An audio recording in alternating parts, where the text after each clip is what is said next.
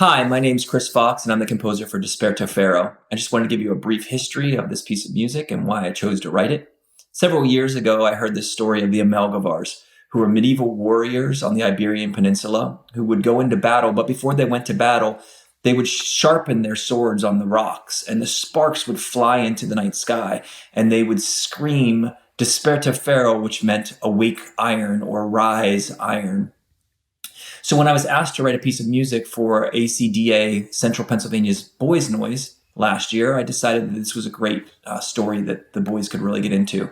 Middle school, high school boys singing and giving the break drum a part in this piece of music so it would sound like the sword striking on the rock, and the cries, Desperta Ferro, Desperta Ferro.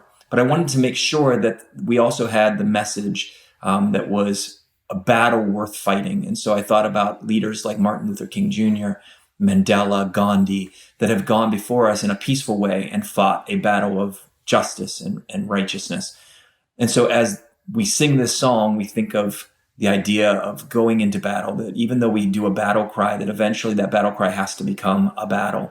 So this is kind of a call to action for our young men. I wrote this piece as a TB piece initially, and as we worked and edited through the piece, we decided that it would be really nice as a TTB piece.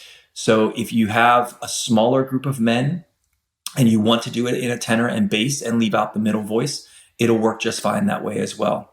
So I hope that you enjoy this piece of music. I hope that you will consider it for your young men as we call for justice and righteousness, and also just a piece of music that's fun to sing. Thanks for considering.